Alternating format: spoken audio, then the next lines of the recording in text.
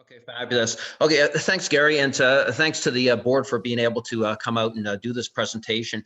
When it comes to safety, it's always been at the forefront of my thinking when I've gone out on wilderness trips, and even listening to the start of this AGM, there was some discussion about pinning of a canoe and learning opportunities and things like that, and that's what this presentation really is all about. There's no matter what, when we do go into the wilderness, we are going to be taking on risks. There's no question about it. The only way to eliminate those risks is to stay at home. It sounds like a COVID message, but the reality is that we want to be out in the wilderness. We're wilderness trippers. That's what we love to do, and we're going to continue doing that. Just to let you know, Liam is not able to join me today because he had a death in the family, so I'm going to carry his content of that, which I'm comfortable with that part of it. So going to our objectives and what the intent is here, it's simply to give a few tools, make you a little bit more aware, get the wheels spinning so you can manage risk out there. By no means am I an expert. I don't have a diploma on the wall that says wilderness safety expert or anything like that. But what I can bring to the table, are experiences and training that I have, and put those out there just for consideration. That's all it is for consideration. As far as questions go, we can maybe hold that till the end. I know there's a lot of interesting things. This is a topic that brings up tremendous amount of discussion and issues that do exist. And I really think it's one of the most important. It's a great buy-in because there's nothing more important to us, than our lives, really. Just in the way of background, many of you know, and I've done a lot of trips. In the last 15 years, I got into winter tripping as well. And beyond that, professionally, I'm a retired police officer, and I spent the bulk of my service training police officers. And my specialty is police survival tactics, rest, use of force, all that type of thing.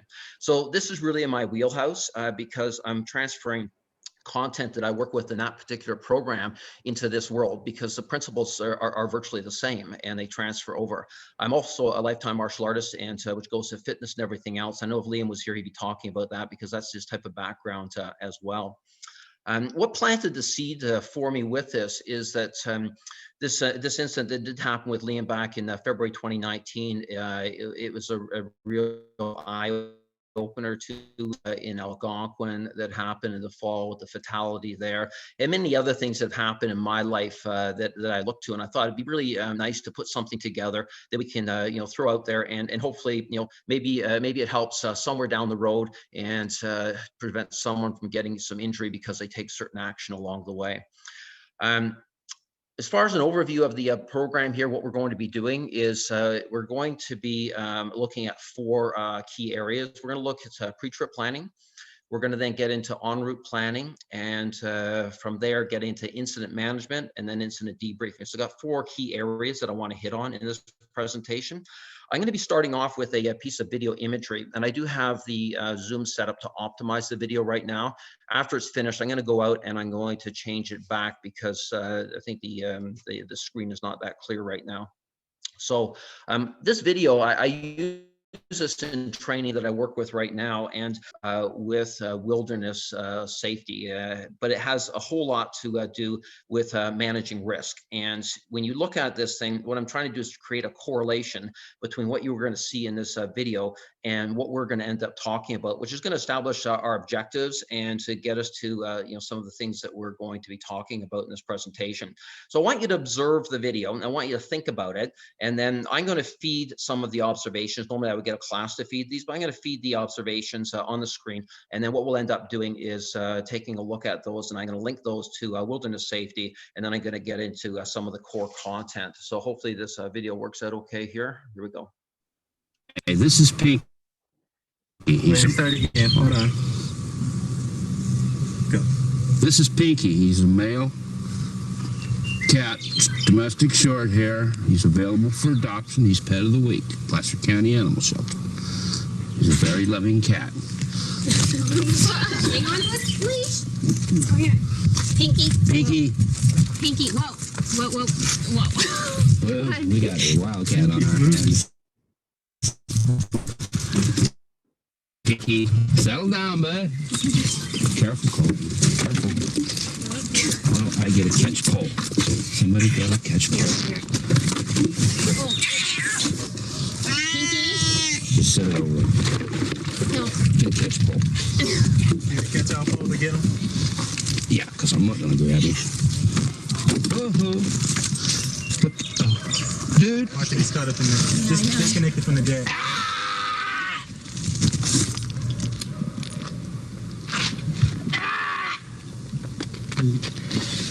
Okay, I'm just gonna switch that over. So You those got are all some you back? for all you cat lovers out there. That was Pinky. I don't think Pinky got adopted after that. That was hilarious, Doug. It's good, Avar. I love that one. Okay. Oh, Barb, you're so cruel.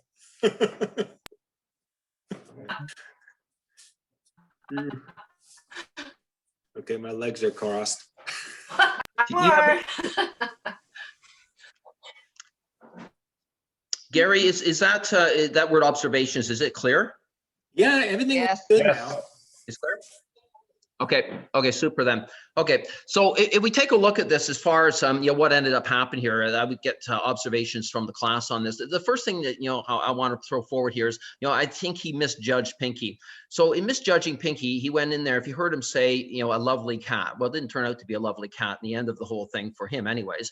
And in going into the wilderness, we have to be able to, identify risk. And this gets into, our pre-trip planning and taking a look at all the information that we can possibly gather ahead of time. So in this case here, maybe he goes in, talks to people at the shelter, finds out that Pinky comes from an abused home, ends up, 3 days. Information ahead of time is going to be important in not making assumptions on things. The next one is the leash didn't really help. So the leash caused them a huge amount of problems. So we go to the equipment that we end up taking, out there, equipment that can assist us or not, along the way. And in this case here, it became a problem. So we're going to spend a little bit of time talking about the equipment side of things. The lady wasn't very helpful. We saw the box lady come in. She came in to try and put Pinky into the box. Didn't really help out too well. In fact, it's made situation worse. Yet she was wanting to be helpful. So when we have circumstances occur out there, we need to be looking at the team effort that is going to exist, the group dynamics that are associated with that, the skills, the communication, all these types of things that make things work at the time, or make it not work because we end up losing some of that connection that is in existence. I don't think he knew how to handle Pinky. Well, Pinky gone wild. Now, what do we do with Pinky? So, do we, just stand there and watch Pinky going around? Do we get a catch pole? He asked for a catch pole. Didn't have that with him. But, handling that crisis at the time is a very challenging thing. So we need to take a look at the dynamics that occur, how we can slow things down, where we get the skills, knowledge, and abilities from to be able to, cope with that circumstance. And then lastly, the cat seemed agitated. So in this case here, if you're a cat person, you probably saw Pinky ears going down a bit, Pinky moving around, Pinky giving the cat look to the officer. And then these are all indicators that suggest that there's anxiety in this animal. So if we transfer that to our world, there's many things that will be indicators that will suggest to us that we have an issue, whether it be weather, whether it be the waves, whether it be a certain feature, within a rapid, anything like that, that allows us to be able to create an assessment prior to getting into a situation. So this gives us a little bit of direction as to where we're going to be going, with our content in this. I mentioned that we're going to be looking at 4 key areas in this presentation. So we've got pre-trip planning that we're going to look at. We're going to look at en route planning. We're going to look at incident management, and then I want to take a look at incident debriefing. I want to start off with this little phrase. I really like it because it really goes to the first 2 parts to this. A wild boar was sharpening his tusks upon a tree in the forest when a fox came by and asked, "Why are you doing that, pray? The huntsmen are not out today, and there are no other dangers at hand that I can see." And often we don't prepare ourselves ahead of time because we don't have the ability. Because I'm host here, Gary, I'm going to have to admit people as well as we go along, it looks like. So we don't have the preparation, in place beforehand, and in the aftermath of an incident, I'll often hear people say, "I wish I had of." Whereas if we have that in place, then we're not going to end up in that circumstance. And this brings us to the first axiom that I want to put forward here, and we're going to have two of them today. And I want you to remember this one because it served me well over the years. A failure to plan is a plan to fail. So failure to plan is a plan to fail. If we put this in place ahead of time, we can eliminate a lot of the things that could potentially occur. And in most cases, when we do put these plans in place, we don't even know they worked for us because they end up eliminating the risk that could have been present at the time. I've briefed hundreds of incidences where fatalities, and I've often seen at the root of many of these where there had been a failure to have a plan in place ahead of time that caused a path to be taken. So the first one we're going to take a look at is this area of pre-trip planning. On the pre-trip planning side of it, this could occur months ahead of a trip, a real, involved trip. It could be a couple of days. It could involve like Zoom meetings. It could be in-house meeting, all kinds of things to get there. So the first step to this is to do your research. This is all your homework. Now we're very lucky these days because we've got access to all of our material through Nostagen, MyCCR, all this stuff online. And furthermore, we've got a network within our organization where we can tap into so much information. So it's a matter of getting everything you possibly can together. And then from there, what we want to be able to do is want to be able to identify the risks associated with that. So we analyze the route, we take a look at everything that we're going to be doing, and then we ask ourselves, what risks do exist there, and how can we manage those? And this may be certain rapids, it may be portages, weather, tides, ice, whatever it may be, and this needs to be discussed. So we need to create scenarios here and go through them. And these are basically what ifs. Under these types of circumstances, what are we looking to do? How are we going to manage this? So we're trying to imagine the entire trip and everything that could potentially come up that would be associated with the risk. We are never going to come up with everything, and this is why we have the second part, which is going to be en route trip planning. But we're looking to try to handle as much as we possibly can here. And with this, we also have to look at the group itself. And within every group, there's going to be different skill sets that are going to be present. Bill was earlier on talking about CPR first aid, that type of thing. That's going to be a requirement now. Different skill levels, running rapids, whatever it may be. And then there's another area that needs to be looked at in this planning phase, and that is the area of leadership. And when it comes to leadership, it's a very tough thing because sometimes it naturally occurs where we have an organizer that takes on a leadership role. Maybe it's the person who organized the trip at the beginning and brought a bunch of people together. And sometimes it's just based upon experience that does exist. I come from a world in which leadership, exists and is critical. There's a hierarchy that is there, and things do not happen, without that leadership in place. And it has to be, managed such that it is a team effort. It's a group responsibility. So that when something does happen, on that river, that that leader brings the team together, decisions are made, and it's more of a synergistic approach to the whole incident that takes place. The next area is the area of medical and first aid. And so on the medical side of it, that's assessing, the group, who may have, certain challenges that may exist, back issues, other medical problems, things like that. And then on the first aid side, who is available there, on the first aid side, what do we have in equipment? And it's not just having the equipment, it's the ability to use that equipment. It's really nice. You got a doctor on the trip. That's wonderful. Lisa, my wife, is in the medical profession, so she's always on top of that, which is nice to have. So it's really an important part, to the whole thing, because if a scenario like that happens, you've got to have a plan in place to figure out how to deal with it, which leads to the next part to it, which could be an evacuation. So if we do have something that pushes us to a point in which we have to get out, how do we get out? Do we have a plan in place? Is it going to be a float plane coming in? I got evacuated off the Pontax River. We had a full evacuation plan in place. It was successful, got off the river. It was my first helicopter ride. It was wonderful. Left half my thumb, mind you, on the river. But the evacuation plan is a big part. The other part to be looking at in depth is going to be equipment. So what equipment do we need for this particular trip? I noticed that Eva and Frank came on just recently onto this Zoom meeting, and I had a chance to talk to Eva yesterday. There's an article that's coming out in the next issue of Nostalgan, and Frank and Eva wrote this, and it's called A Cautionary Tale.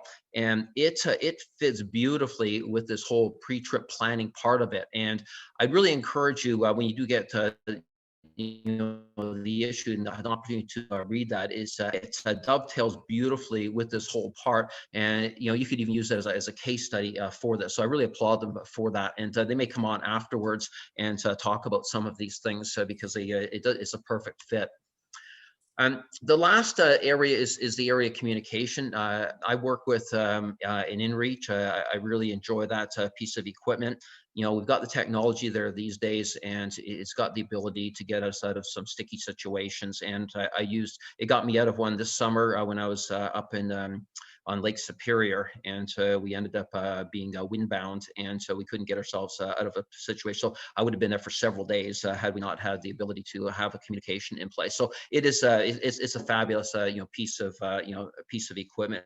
And this whole pre-trip planning, it's an important part. And if I think back, I was talking to Bill Ness I guess a couple of days ago, and so we were chatting about this whole presentation, and we're talking about a meeting that we ended up having where we're going to be paddling the Spanish River, and this is many years ago, and we were going through in the meeting, and there are two individuals that were going to be a part of it, and they sounded like they had extensive background. They had all this knowledge and everything else, and they're actually challenging a number of people as far as their abilities. Yet all of a sudden on river, it all changed. They hadn't waterproofed anything. It was just a complete mess. Bill, I don't know if you want to open up your mic there and offer a comment on that, because I know that you were very your memory of it is actually a whole lot better than what mine is. Well, I think it's a good example of the need to really know the people that are you're going with, their skills, abilities, personalities, the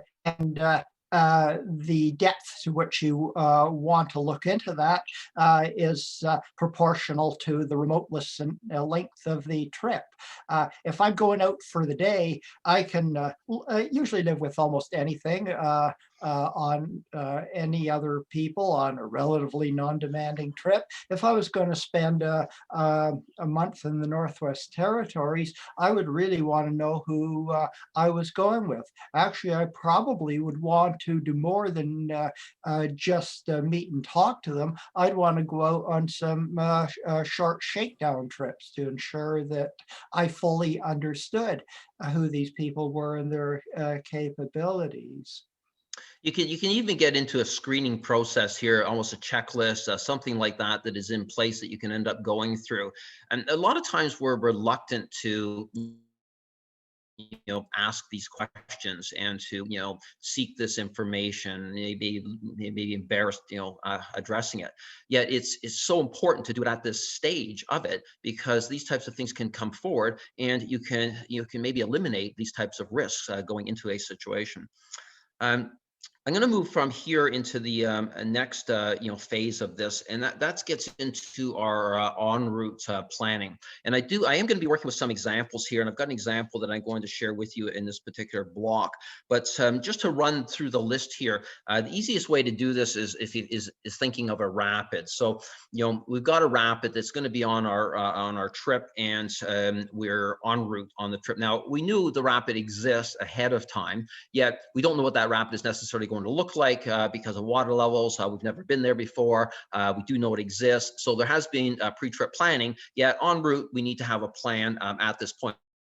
because new information is going to become available. So we identified the rapid coming up. We get out. We've got the rapid there. So no question about it. I think everybody agree that rapids have risk associated with them. So from there, what we want to do is assess our options. So the simple assessment here is initially going to be either we run this or we portage this if we're able to portage this. I still remember Bill saying to me many years ago that no one has ever drowned on a portage. So we take a look at the risk of running that rapid, and that is going to come from our training and experience, and we're going to select a strategy from there. So we are going to be running this. We need to have a strategy in place, and this is a formulation of a plan, and that formulation of a plan is going to come from our background, our experience, our training, and it's going to be collective. So if I'm running that rapid with somebody else, we will share information, discuss that, or it may be an entire group discussion that will occur.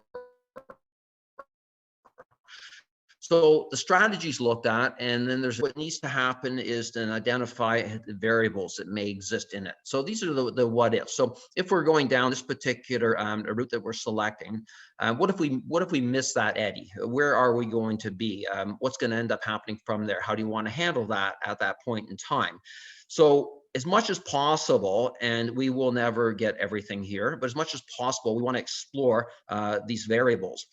From there, the next thing will be to review the plan. And this is to go through it again. Okay, let's just go through this one more time. So we're going to end up entering at this point here, and we're going to walk this thing through from beginning, because there's been a lot of discussion up to this point. We walk it through entirely, so we are on the same page of this. From there, there's an individual process that I really encourage you to embrace, and that's the visualization part. And this is done by yourself. You would go through this whole everything you end up doing from beginning to end. And what this does, it puts a program in place for you already. So when you enter into this, it's in the forefront of it. So you don't have to go through a process of trying to make a decision and coming up with a strategy in a moment's notice if you have it in place. Again, we're not going to be able to dictate everything here. And from there, we want to be able to simply execute that plan, at the end of it. I know for me, I had a couple of examples of this. I was in Temagami a couple of years ago, and we were going to be crossing Lady Evelyn. We had some, nasty weather that was in, and waves were up. I knew that we're going to have some challenges on it. And my paddling partner, he's very, very talented, but not very experienced in that type of a circumstance. So, and we went and we were on our lake, and we practiced for about an hour, a capistrano flip. So it wasn't a visualization process, it was an actual physical process where we practiced it. So if it did happen, we had that skill set in place, we knew what we were going to be doing. And the same thing when we got out of the Superior situation. We went through this exact process here, and we did the whole thing. And then when we got out there, we weren't able to make it to the area we needed to, but the plan existed. All we there was very little discussion. We knew exactly what we were going to be doing, and we executed it, and we made it into the area that we needed to be to get safe. So this, this example, of the rapid, it flows through this process very, very nicely. And what we're doing here is simply, assessing, planning, and acting, and reassessing, planning, and acting, throughout this whole thing. And I want to work with an example here, which still very, very vivid in my mind. It was a few years back, and it was on the Petawawa River with Bill Ness, and he's in the bow there on the stern. And we were a few days into the trip. And we were paddling with one other paddler, and it was a solo paddler. Now, you're going to have to ignore my great artwork here. This is Bill down here in the bow, and that's me in the stern. The river flow goes to the top of the screen, where we have a falls. It's a significant drop that exists there, place you don't want to be. Here's our solo paddler. So I'm going to run you through what took place here. And then I'm going to take a look at the steps that are to the left of the screen. This is an example where things fell apart on us a bit. And I'm going to get Bill to chime in on this as well, because he has some great perspective on this whole thing. So I'll give you the short version of this, what ended up happening. So as we approach this, we've got a ledge here. We've got a nice little opening on River Right here that allows us to get through a little bit of a tongue. But beyond that, there's an eddy. Turned out to be a very turbulent eddy. Our solo paddlist had approached us. He had been our probe typically on the river. Very, very talented paddler. And so he ended up going through and positioned himself further down river here. Gave us the clear signal that we were good to go, no issues with it to run through. So we ended up approaching this. We talked a little bit as going into it. As we got to it, good line, everything else. There's no issue with it whatsoever. We punched through it. Unfortunately, it was a bigger drop than what we had anticipated. And even though we had a great boat, we're paddling at a Skeef Canyon. It's fully loaded though, and it's a tandem boat. And we end up punching through this thing and took on a lot of water. And we took on so much water that there's no realize that this eddy is extremely turbulent and everything is moving downriver. And there's no way that we're going to be able to, keep that boat. So our decision was to get out and get to shore and to save ourselves, basically. Now our solo pass is down here. He's got a throw bag set up in case that we end up in the river. So he's not able to help us out at all. It was an incredibly difficult fight to get to that shoreline. It felt like someone was grabbing my legs and pulling them down, and Bill was fighting it as well, to get to that shore. And I finally ended up getting to the shore. And I'm not going to give you the last phase of this because I want to go to the next slide to get there. But did get to the shore and managed to get Bill in after me. And we ended up being safe at the end of it. No injuries. Gear ended up being picked up afterwards. And lessons learned, I guess, out of the whole thing. But this list that is here on the left, I'm gonna get you, Bill, to jump in here because you have some great comments when we talked about this the other night. Yeah, you can see Doug and I talking to each other, and we said something like, "Hey, he says it's okay. Look, he put his paddle up." Oh, great. Well, that looks pretty steep, and the pet was extremely high. But anyway, we decided to outsource number one of identifying the risk to our companion, who was in a specialized whitewater play boat and not that heavily loaded, and is a spectacularly skilled whitewater paddler. And then we talked and said, "Hey, why don't we just waive number 2 through 8?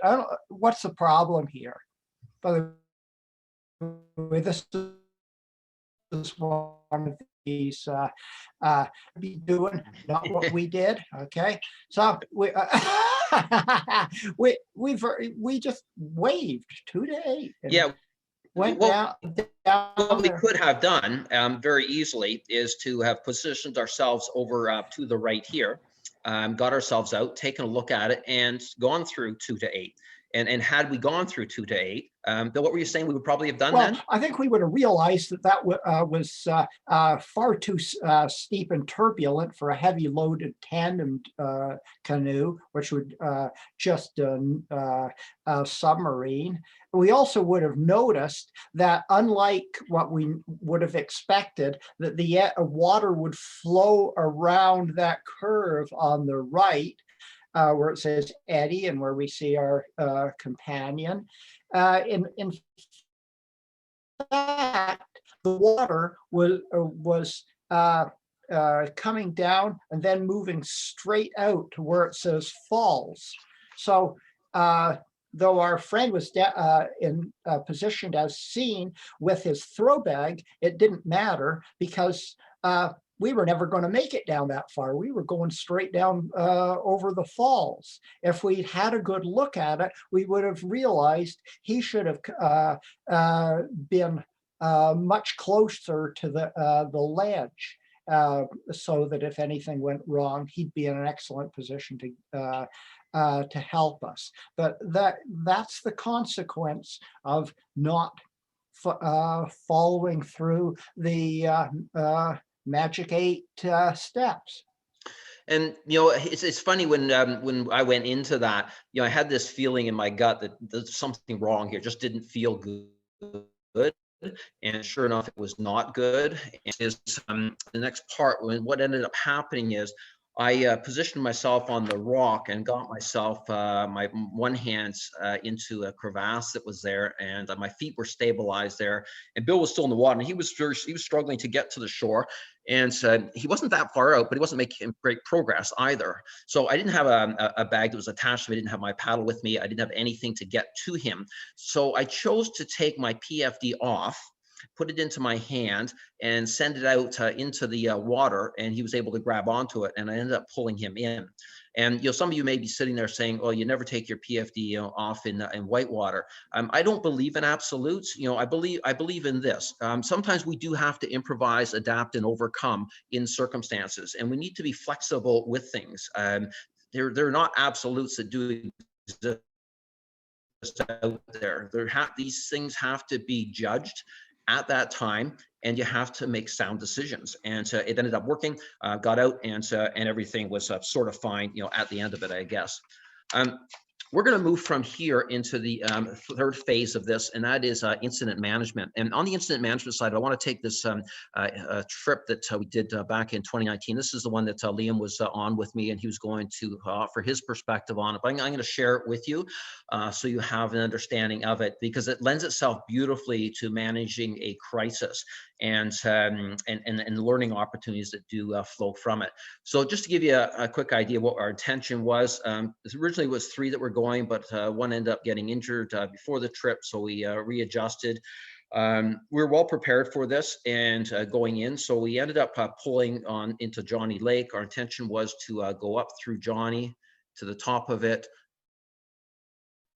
into clear silver, and then ultimately the next day hike the peak, come back down and get it the next day. Fairly aggressive trip, no question about it. We knew that it was going to be very weather dependent on us. Unfortunately, the weather gods were not working with us this trip. We ended up going in. We hit a lot of snow, and we were making some very slow progress. Breaking trail. So we ended up camped on this island right here on that day, and we realized we're not going to make the peak, so we'll just camp there. Next day we'll go out and maybe do a hike somewhere and come back. So what ended up happening the next day, we ended up getting up. This is Liam here. This is when we were just leaving to go on our hike. It was absolutely gorgeous morning. It was about -15. It looked like diamonds on the snow. It was just spectacular. The snow depth was there. So we ended up going from that spot, and we trekked out from our island here and worked our way along through this area and up into here. So as we came up around into this area here, a bit more of a sketchy area. It's an arrows that we've got here. We've negotiated many of these types of areas, in past trips and so forth. We took a look at it. What we had was a completely snow-covered area. We didn't have really any indications, of significant risks. Obviously, knowing that there's always risk on ice. There's nothing open. There was nothing clear. We had a -35 degree temperatures the week before. So we chose to carry on and work our way through here. As we ended up working our way through here, I heard him call my name. And I turned around and looked, and I saw Liam was through the ice, and he was up to his neck in the water with snowshoes on. And at that point, I was maybe about 20, and turned to him, and I've talked to him about this a lot, and I have his perspective on it, so it's going to be blended with my perspective as well. But at that point, we talked very, very briefly to make sure that he was stabilized, because we needed to buy some time to make sure that we got a rescue in place from there. I had a throw rope that was attached to the back of my pack. I didn't remember accessing that. Liam talked to me afterwards, and he said it was so smooth. You drop that pack and you had that bag out, and you were good to go like immediately. And we talked through exactly what we were going to do. We didn't rush anything. We stabilized it. The throw was good. He got it. We kept talking to make sure that we knew exactly what each one of us was going to do.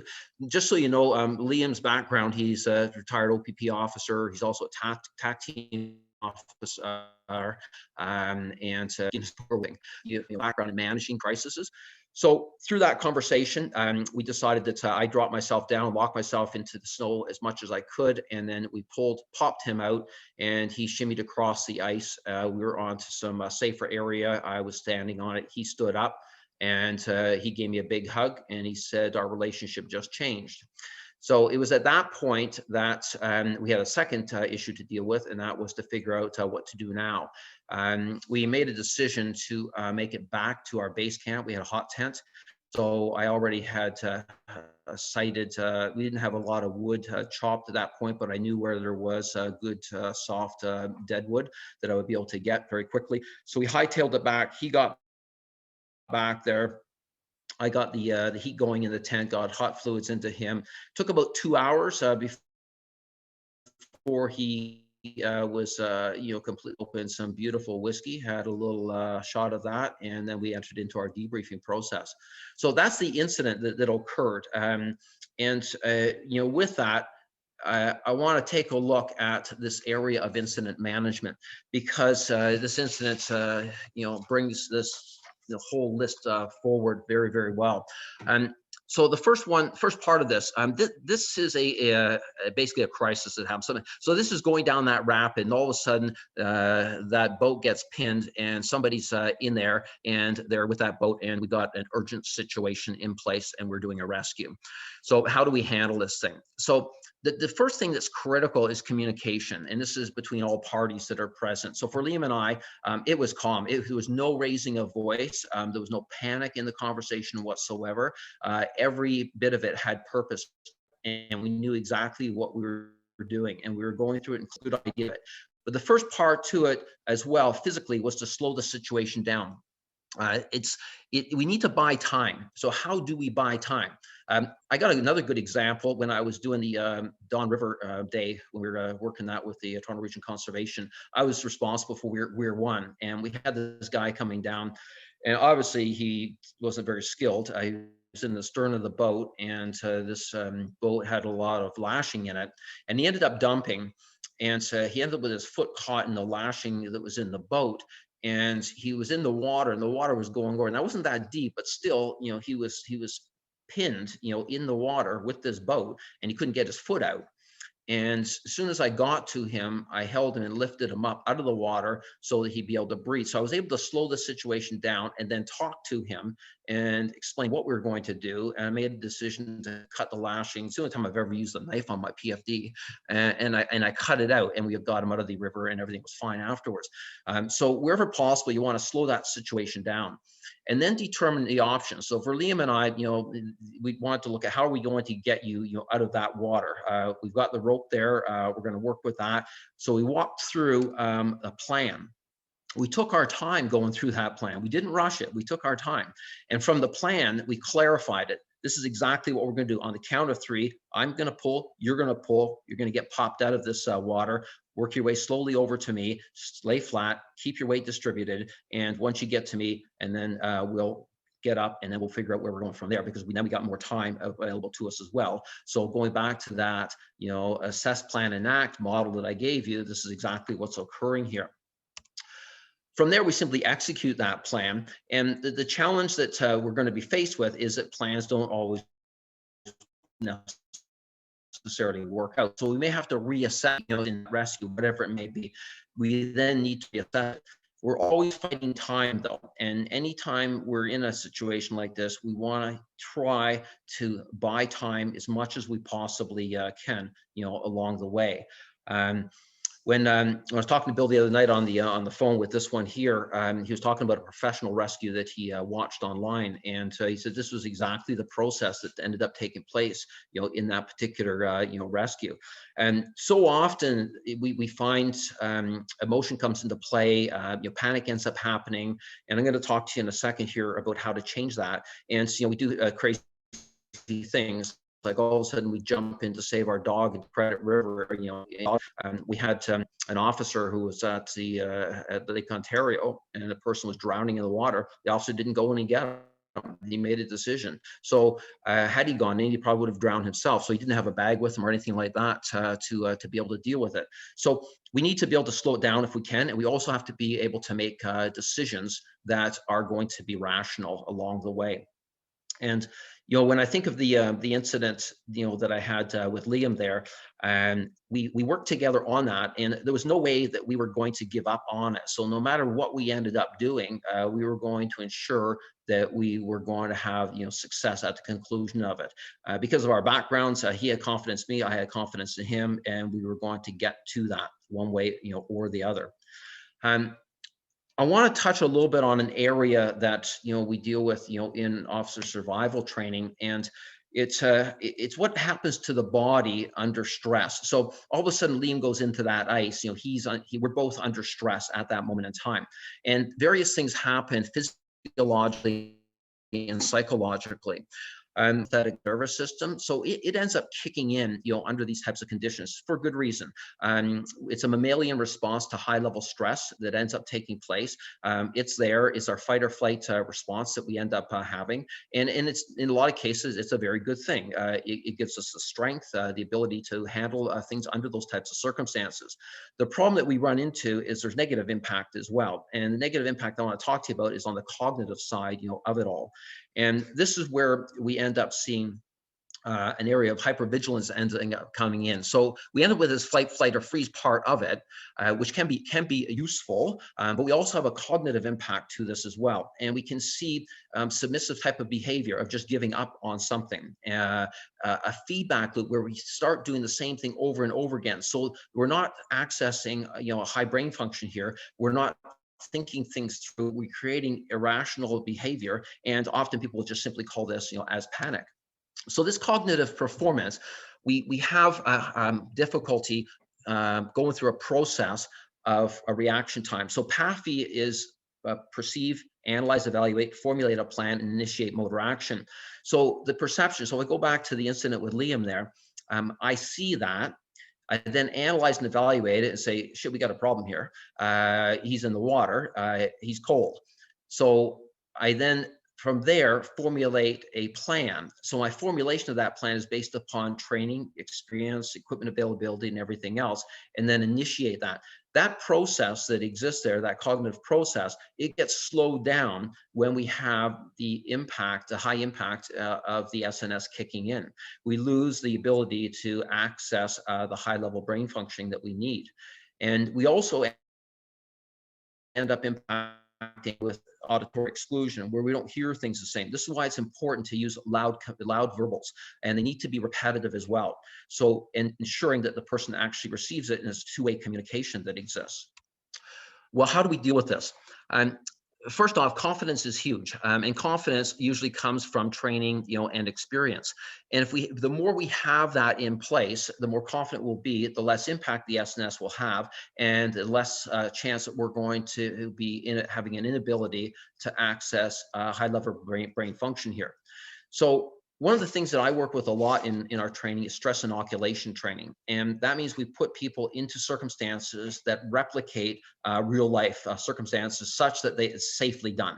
So when one of my river rescue courses that I was on, we ended up going into the river, go down the river. There's a log that was put across it, simulate a sweeper. You go down, you grab onto, you trying to get out, you can't realize you can't get out. Approaching yourself in these types of circumstances. If Liam was here, he would tell you that he has been in the water many times. Pretty much annually, he jumps in the water just to have that experience in the middle of February, so that he's got that. So it wasn't a new experience for him. He'd been there before, and and there wasn't that shock to it, the unknown that exists, because it's the unknown that produces the anxiety, and the anxiety creates this SNS activation as well, and it compounds itself tremendously. Visualization can also decrease it as well. You can do that, as we talked about, ahead of time, and it will reduce the impact that will exist, with this activation. The key thing is here is we need to be able to make decisions, good, rational decisions, and figure our way through. If you have more time available to you, you're going to reduce this as well. It's urgent situations that produce this tremendously. The last area I want to talk about here is going to be an area of incident debriefing, and it's an area that is passed by in most cases because people just don't want to talk about it afterwards. So if something ends up happening on the trip, it might be a specific incident. This debriefing could be debriefing of a trip. It could be a debriefing of a specific incident itself. It could be a hot debrief, which is done very quickly after the incident. It could wait several hours. It could be after the trip is entirely over. It could be formal in the way of having a group together. So there's many ways of approaching this. It is a learning opportunity. As someone said at the beginning of the AGM here, these are learning opportunities. This is where the real learning occurs, right here. And I'd really encourage you to embrace incident debriefing, because we can take so much away from these things. And it can also be shared beyond that as well. Similarly, so the first thing about incident debriefing is that it needs to be fair, honest, and respectful. This process can be destructive, incredibly destructive, because all of a sudden it turns into a finger-pointing blame session. We end up, having a huge impact to individuals. Sometimes we don't realize the impact it has. And these types of circumstances can produce PTSD very easily. The stress of it and the post-trauma that's associated with it can linger on for a very long time. This process diminishes that tremendously, and it brings things forward, and it's a supportive process. The first part of the actual process, or that we take, is to share each person's account. So in both the bigger incidents I shared with you, the one that I had with Bill, as well as the one that I had with Liam, we did this exact process. The first one with Bill, I insisted on this. It was very valuable because each person shared their account of it and identified the gaps. We did the same process. Liam and I spent almost an hour and a half, I think it was, debriefing that incident. And he remembered things that I didn't remember, and vice versa. So we take a look at these gaps, we fill it in, and then we have a full view of the entire incident. And then from there, we want to isolate key issues. What were the turning points? So with Liam, the first turning point was him in the water, getting him out. The second was, what do we do after he's out of the water from there? And the third one was, once back at camp, how do we manage that situation effectively? So we went through those and we broke those down. And from there, we started to ask questions. What worked well here? What could we change in this situation? What could we have done better out of this whole thing? And there were many things that we took away from it, absolutely. And what we did with that is we then document that and we implement change at the conclusion of it. And it's that documentation implementation part that allows it to carry forward. Because if you go through this process and do nothing with it, then it really loses its value. This can also be used as a learning point. We've talked about being, what we're doing with Zoom and everything else and sending things out. We have an incident that ends up taking place. We share that, with the membership. We go through it, and we go through it, and a lot of people are very reluctant to do this because we're exposing ourselves. We're throwing ourselves out there, and we're opening ourselves up, to be attacked, really. If we're fair on this, we're honest, respectful, this process is an incredibly valuable learning tool that I really do, encourage you to work with. I've worked with a lot. It's helped me, in my profession, as well as everything in the wilderness. And just to recap here, then we took a look at how to manage an incident and then how to debrief that incident. Hopefully there's some things in there that you can take away from this that may be of value to you, that may help out, on a river afterwards, whatever it may be. But I thank you very much for paying attention through this, and stay safe out there. And maybe when all this COVID's over, we'll get a chance to see you out there on a river or somewhere else. Thank you, Doug. That was excellent. I guess we can open up to some questions, and you could feel from the audience some of the questions. There's a hand up already. Ann Bradley. Oh. Ann, okay, so did you want to manage that, Gary? Well, I'm just throwing it out there. I know Eva and Frank are online here. They can talk about their article they just put together for Nistagen. I have a question. Go ahead. Yeah, I was hoping that Eva would end up coming on, with that. There's another question there somewhere. Yes, I have a question. Sure. I was interested in your winter experience, and I noticed that you had a throw rope and you used it. Is that Correct. right? Correct. Did you both have a throw rope? If Yeah. you had gone in, he had a throw rope as well? Absolutely. Interesting. I was just wondering about that. Now, But the it was reason that what's interesting about that is, I'm sorry, your first name, I'm not sure what it is. Gordon. Gordon, sorry, Gordon. What's interesting about that is that I walked over that exact same area and I didn't go in. I had 36-inch shoes on that were 10 inches wide, and he was walking in MSR shoes, and they don't have the same flotation. So, and he's about the same weight as what I am. So it was, yeah, that's exactly what, had he had large shoes on, we probably never would have gone in. But the interesting thing is that you had planned ahead in a sense that you both had throw ropes. And that goes to the en route planning. We had to, we got together that morning and we laid everything out. We made sure we had the first aid. We had a bag packed with a change of clothes. We had fire building capabilities. One of the things I did change is that I do have an instant fire building capability now that's vac sealed. So I have fat wood in it. I have paper in it, and matches and everything that I need to have an instant fire if I do need it out there. Where what we had was just matches and stuff with us. Well, we would have had to scrounge to get wood to get a fire going there. Thank you. So, I don't know who was next. Gary, you had your hand up there.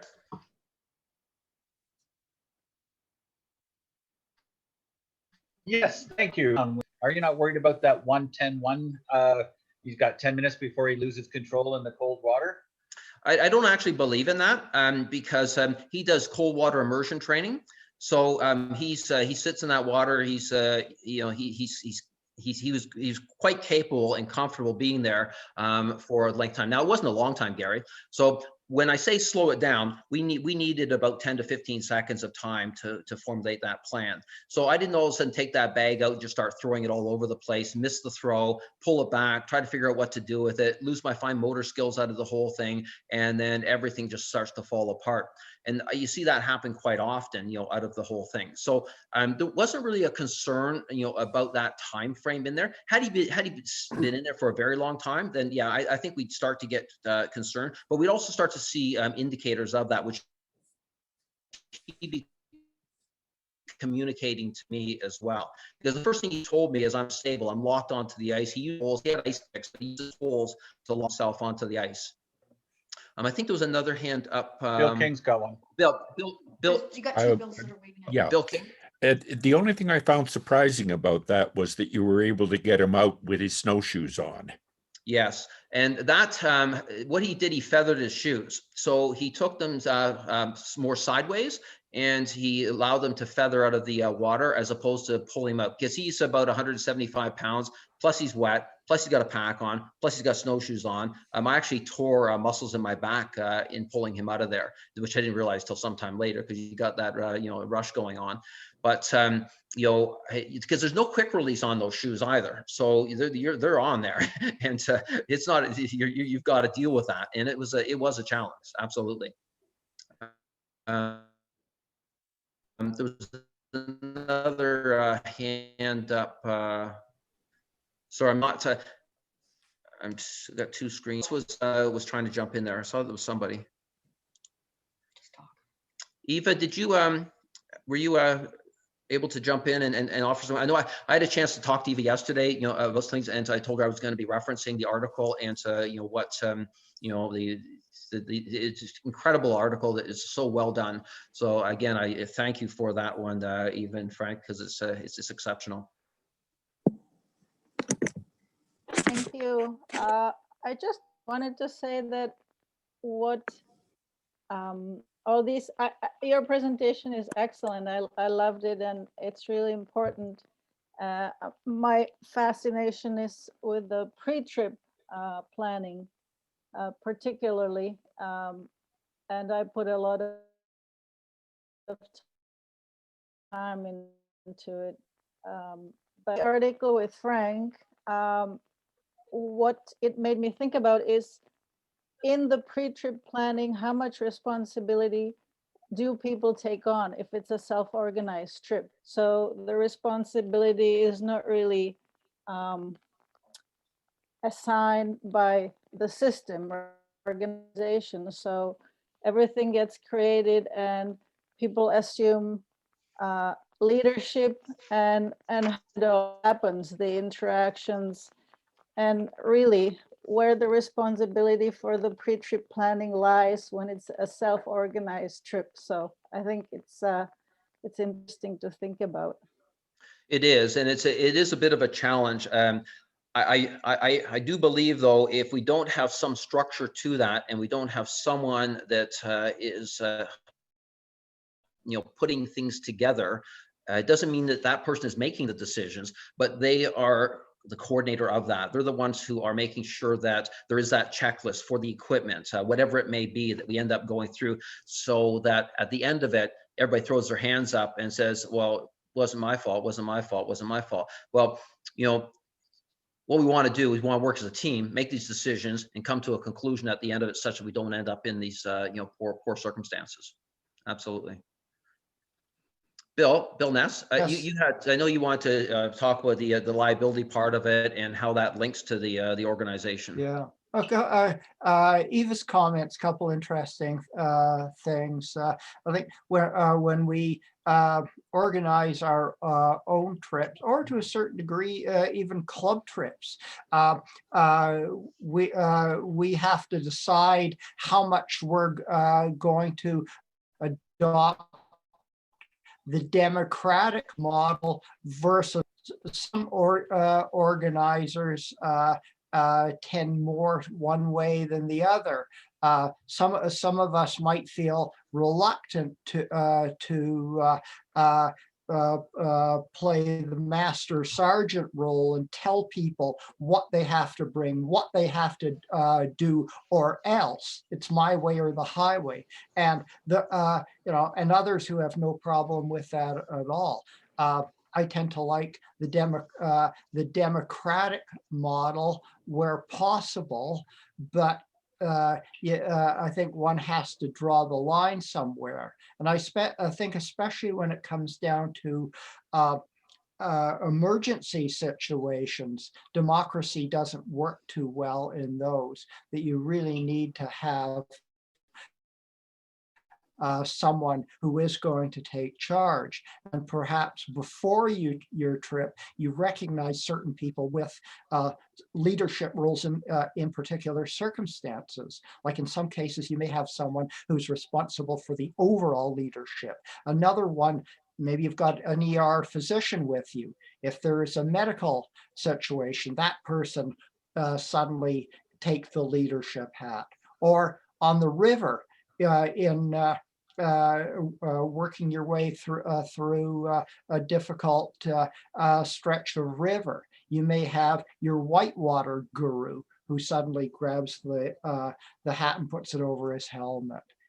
It can change. Leadership is a very interesting topic, and I know in our discussions we had a couple weeks ago with ORCA, other members of ORCA, leadership, safety, control are becoming increasingly important. And certainly our liability insurer is getting more and more vigilant to ensure that trips are being run in a safe manner, that there is a leader who has overall care and control, and that certain safety protocols are going to be managed. For example, now we have to have a first aid trained person. They're also saying no booze. We know another club that purchased their liability insurance communication device on their trips. I think many of the traditional ways we've operated are now becoming just like our original waiver form, perhaps a little bit passé, and we need to be able to change with the times, recognize that we have to show that we are behaving to best standards recognized in our sport. Thanks, Bill. That's Oh, great. and by the way, Doug, what I really would love to see is your presentation with you doing a narrative through it. There's only so much that people get just looking at slides. If you would be willing to do the presentation with audio, I think it would add tremendously to the educational value, both for WCA members and anyone else of the paddling public that might see it. It's a great presentation. Thank you so much. Oh, you're welcome. Thank you. Well, and as Anyone else? Bill, because this is being recorded, so in about a week's time, it will be on YouTube. Okay, so that it is going Yeah. to be, the whole thing will be there. That's Yeah, wonderful. we'll put Doug's presentation for sure. Yeah, just Okay, presentations. that's great. Yeah, and I would say, you know, it does open up people's eyes to present these moments. Like Matt mentioned in the AGM, we just posted a boat wrap I had last year. You know, it's not super great, but it was a lesson learned, and Yuri and I both learned lessons, and our other two partners learned lessons. The one thing when I came back, I think we did most things correctly. The one thing when I came back, I just made sure that the piece of paper in the kit, you know, wasn't like molded and old. It was there. I also threw in a few more beaners, carabiners, just so we have the option to do, instead of a 3-to-1 ratio, a 6-to-1 or a 9-to-1 ratio to get more horsepower. So that's the part that Doug mentioned about, okay, what do you implement to do better? You know? Yeah, that debriefing process is critical at the end of it, and then to actually implement it. It's fine to talk about it, but you need to implement it. Yeah. No, I that's mean, great. we had the kit. The issue we had, we just left Crooked Chute camp. All our gear was at the end, so we only had one throw rope in the boat and a barrel. So we didn't have stuff with us. That was the lesson there. But everything else, we had the deep pinning kit. We broke a bolt on our seat. We fixed it within like a half an hour of getting to camp that day.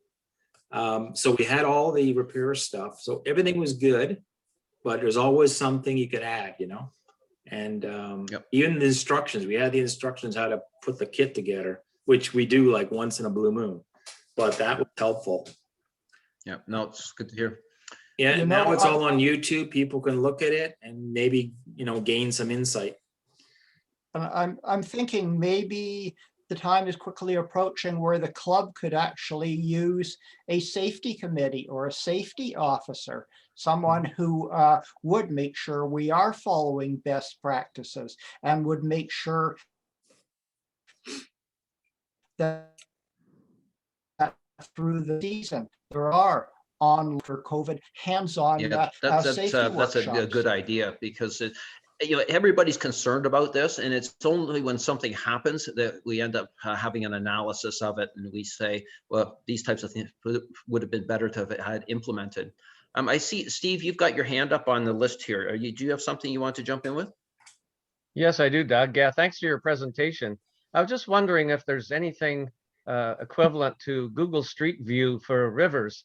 I don't know if CCR does anything like that, but so we could look at critical junctions in a river to see what's coming up, and so we know ahead of time what to expect to some extent, rather than having to scout a particular area before we get to it.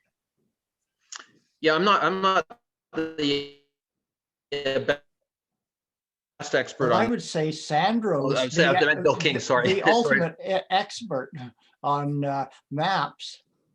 I was just going to say that many years ago, I used Google satellite imaging to look at a river that I didn't have a lot of advanced information about other than just topo maps. The only problem with that is that it's not live. The pictures that you're seeing of the river, you're not exactly sure when they were taken, so the water level could be totally different. Yeah. Right. There could be some potentially different photos at different times of year and with different water levels. So you could even fine tune it a bit if you knew roughly what the water levels were like. Yeah, it's not going to replace en route planning, because that en route planning phase is going to be critical. You can do as much as you can possible pre-planning, but the en route planning is going to be important. Christopher, you got your just, hand up there, I think. Fantastic next. presentation, by the way. It does interest me a bit more. All my trips in the past have been quite small and limited, half a dozen guys, and I would call them a common sense trip. We all were professionals, we all had common sense, but there was never any leader. And in my personal life, construction and teaching of trades, I've always emphasized that there's a top bottom, you know, and so that's in a way what I'd be looking from WCA for, some structure, because I don't, in my own personal life, I haven't been able to structure trips and to feel comfortable in that milieu. It's been more haphazard. And so just as a request to WCA, I would look for more structure and as I was going out. And I think you're probably going to see more of that from Bill Ness's comments there. We're being pushed down that direction anyways. And that's where we would like to be, because it's going to relate to the safety associated with these trips as well. Interested in Eva's comment about it being a private trip, so you feel I can only ask so much.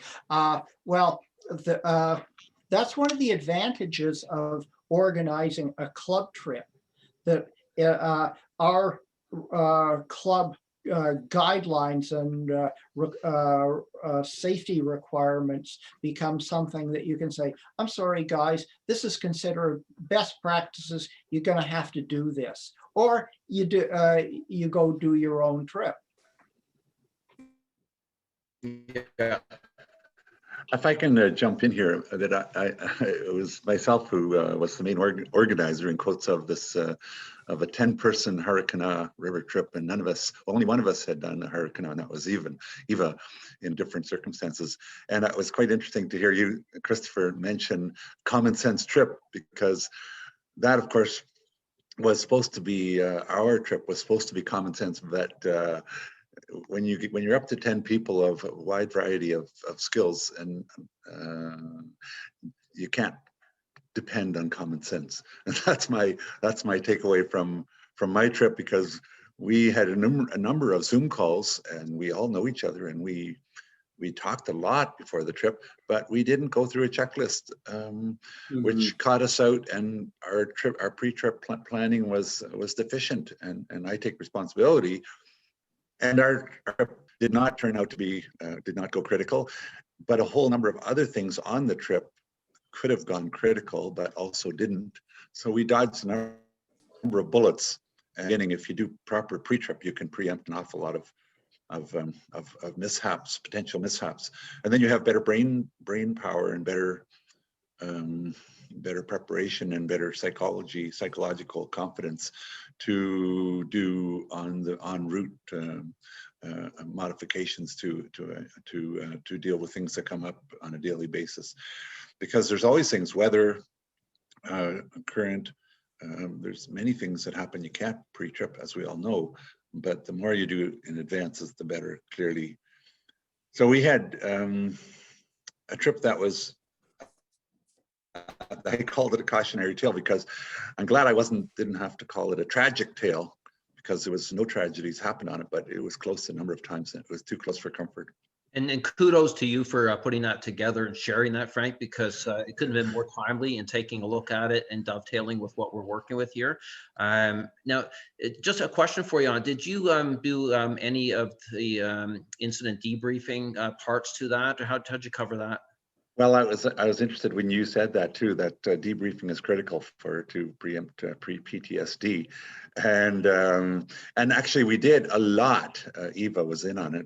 We did a lot of debriefing, but none of it was structured, and a lot of it was good-natured kidding, But things came out, did it not, Eva? Everything pretty much came out, and I think it took, like, we did 3 months of haphazard, like, anecdotal or debriefing, that I think finally people came to grips with what happened on the trip. One of the main things, before I invite Eva to come, was that, and since I was actually the main initiator of the trip, I call myself the initiator to distinguish it from the main organizer, because we all were very experienced. Most of us were very experienced, not all of us. And the very experienced people even fell down on their responsibilities, on those quote common sense responsibilities. So it was quite interesting. Eva? I wanted to say that we devoted one whole winter camping trip to debriefing, just the two of us. Well, also, Doug, thanks for accepting the article, but it was Eva's idea to write it. I was thinking of it, but I wasn't going to do it. She encouraged me, and then we worked together on the article. Well, it's also very powerful as well to have a tool like that, and it's also important for you to go through it, because it allows you to go through a structure as you create an article, and that's the same as the debriefing process. It helps us understand, what we have done, what we can learn from it, and to be comfortable with it in the end. Because if you think about it, let's, God forbid, somebody dies on that trip, right? Now we all of a sudden have, fatality on that trip. Where are we at the end of it? How do we feel about that? We feel responsible for it. And it's, something like that. And I've got so many people that I've dealt with over the years that have been in that position, and it's crushing. It's absolutely, it can rip you apart. And that's where we need this debriefing process to help us through it. So it's great that that was there. Barb, you had your hand up there? Yeah, thank you, Doug. That was a really amazing and important presentation. I just had a couple of questions, comments. On your sketch of you and Bill in the canoe on the Petawawa, was that the right percentage of height? Like, were you that much bigger than Bill? I was doing a standing scout at that point in time, right? Oh, that was when okay. I stood up to take a look at the rapid, and Bill stayed in his seat. Okay. So that's I wanted to represent it that way. Yeah. Well, I was going to say, after the incident, it reflects that I felt very small. You look very tiny there, Bill.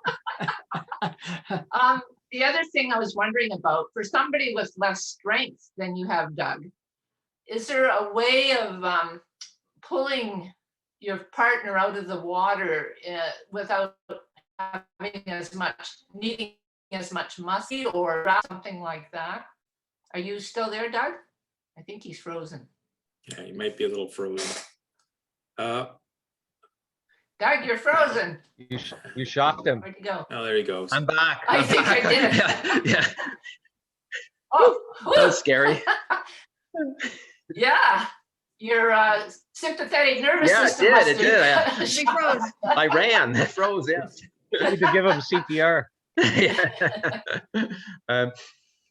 One of the things I was going to mention about you were mentioning about the incident with Bill, in that after he ended up coming out of the water there, and both of us, we were completely exhausted. We laid on that rock, and what it is that after an event like that, the parasympathetic nervous system kicks back in, and you end up having this whole draining of your body, and you will feel completely exhausted at that point, and you need to get some carbs into you and to be able to recover from that.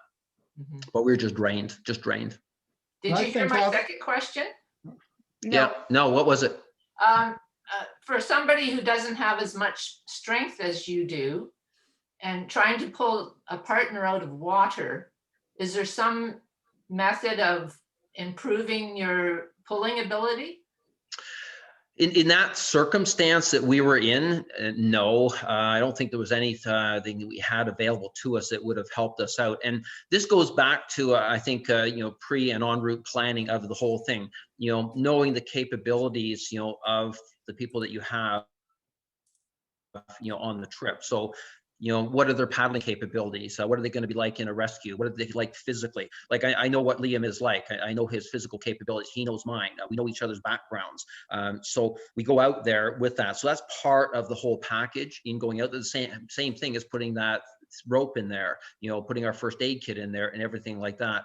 So, it's that assessment that is there. And it's a major consideration. So if you're going out with people that have virtually no skill whatsoever, on a river, then you're taking on a risk that maybe it shouldn't be. So if I was going out there with somebody that, had no skill or physical capability, I may not go on that route. I may go somewhere else. So I'm not going to take on the risk, if I don't feel that I can manage that risk, effectively. I was just recently out with somebody, on a winter trip, and it was the person did not have anywhere near the skills or an experience that Liam has. So it becomes a simpler trip. That's it, right? Same thing when we took our kids on trips, right? We change, how we approach that. It's going to be entirely different. So it's judging that ahead of time. I'm just thinking, even on the simplest trips, you can run into issues like we have on the Grand River, where we had a couple that joined us. And of course, we always advertise it as a family trip. And they brought their family, including their nursing infant. So the mom was trying to nurse the baby paddling down the river. So en route, we had to adapt and come up with a plan that would keep their family up with the rest of the group. So we switched boats. Did Doug try nursing? Yes, because he's a very skilled one-handed paddler. So he did that. Yeah. The kid was unhappy, didn't get any milk. So we just had to switch so that we had somebody that could paddle in with his mom, who was just right as she looked after the infant. We had something similar on the Upper Credit one year where a couple joined the group and had a number of incidents. And so halfway through the trip, we had to take them and put them in with more skilled paddlers, which solved the problem. And if you have enough people in the group, you can do that. When I last did the credit, we had a fellow show up, this time of year with shorts and a t-shirt on. And I think to my discredit, I let him join us on the river, and he also dumped, got very cold, and ended up quickly walking out. In retrospect, I believe, and said, "You're out of here. Sorry, you're not getting on the river with us." Well said, Bill. And that's the way I feel about my Canoe trip. I should have been the master sergeant and excluded a couple of people, or else we should have switched to the Missinaibi, which is much less remote. And so, good point well taken. An interesting point about the PTSD, Doug, and that I remember after dragging my ass out of the water, feeling somewhat shell-shocked. And I would say for at least the rest of the day, my judgment was not very good. So people have to be aware of that after effect. And in fact, during the whole rest of the trip, I think I was much more cautious than I normally would have been. There was that one rapid that we ended up going down, and so expressed a lot more concern because you have it's a major event. It's a major event. The other thing I've learned from that is that carrying a throw bag on your belt, even if it's a small one, is really valuable. Like if you had one of them, that would have been so much easier. And even me in the water, if I'd had one that I could release and throw to you, there are so many things that happen where you need a bag on you, and it's not sufficient to just say, I'll go back to the boat and get it. I think that's about it for the questions. I think Gary. I think it's been a very good presentation. I like always people, putting their 2 cents in. I think what we need to do is actually enlist a couple people and, tell a little story about rapids or whatever. And then just having like open discussions about the pros and cons and little sketches and stuff. That's a very good learning tool for sure. And when people like Eva and Frank and whoever, Doug and whoever open up a little bit, it's not exactly the greatest thing. It's like a little embarrassing, but I gotta hand you, like, if you can get over that and like say, okay, I learned something, that's the key. Like Doug mentioned, you've got to do that debrief afterwards. I learned that many years ago. It's super helpful. So every time there's a mess up, like you lose somebody on a trail or something at an intersection, you go, okay, from now on, every intersection we stop, we do a head count. Like when I was with a different club, we had like 20, 30 people on the Bruce Trail. And there's all these little side trails. If you go blowing by that intersection, you can lose people. So it's a real good lesson learned. Yeah, you learn something, you stop. Okay, everybody regroups. Okay, here we go to the next intersection. So, we're constantly learning. And maybe sometimes we screw up and we have to relearn, but it's a great tool to do. So thanks very much, Doug, for the presentation. I think very timely. Yeah. Thank you. That's the virtual clap with no noise. Yeah.